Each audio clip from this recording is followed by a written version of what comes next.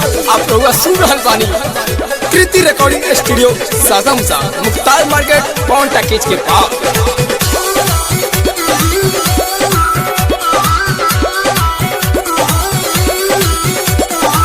साझे से नाच देखे गईला बारात में भइल बड़ा है हरापन में हर छोड़ी रात में रात में। साझे से नाच देखे गईला बारात में भइल बड़ा है हरापन में हर छोड़ी रात में। ओ नहीं का देला हो हरिया हो पूरा हरिया हो का जाने देख के तू अइला का कइला मीठा मीठा बातें कमरिया हो का जाने देख के तू अइला का कइला मीठा मीठा बातें कमरिया हो।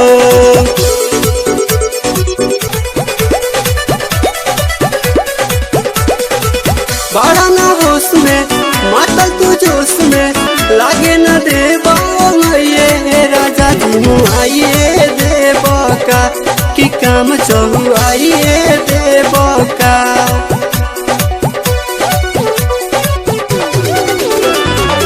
बड़ा ना होश में मातल तू जोश में लागे न देवा ये राजा जी आइए देवा का कि काम चहु आइए देवा का। जल्दी जे खलती ना के मरिया हो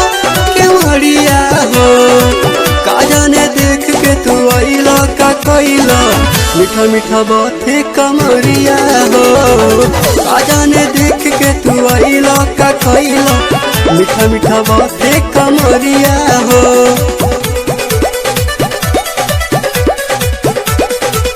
रोजो आज में अंदर में जाज में कहना न दम तनिका सा ए अजित पवन आशा चढ़ल बा तो काहे तुहर मनवा बढ़ल बा।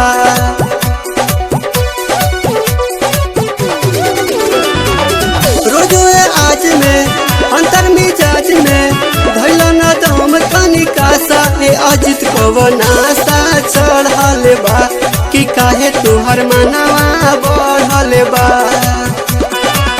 ओपी बिहारी नस्ल सड़िया हो का जाने देख के तू अइला का कइला मीठा मीठा बातें कमरिया हो का जाने देख के तू अइला का कइला मीठा मीठा बातें कमरिया हो। रउआ सुन रहल बानी कीर्तिक रिकॉर्डिंग स्टूडियो सासामुसा से मुख्तार मार्केट सासामुसा पवन टैकेज के पास आए हम बाबूजी।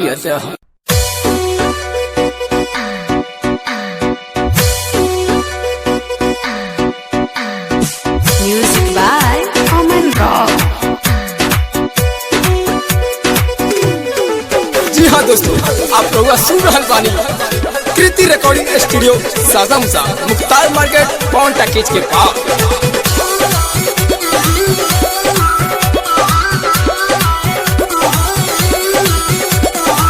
साझे से नाच देखे गईला बारात में भइल बड़ा है हरापन में हर छोड़ी रात में रात में।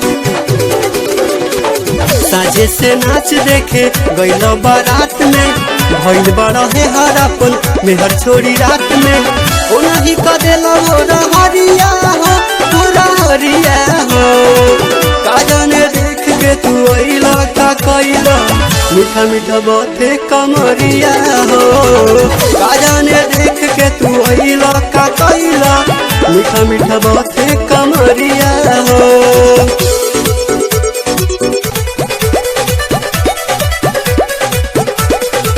बड़ा ना होश में मातल तू जोश में लागे न देवा ये राजा जी आइए देवा का कि काम चहु आइए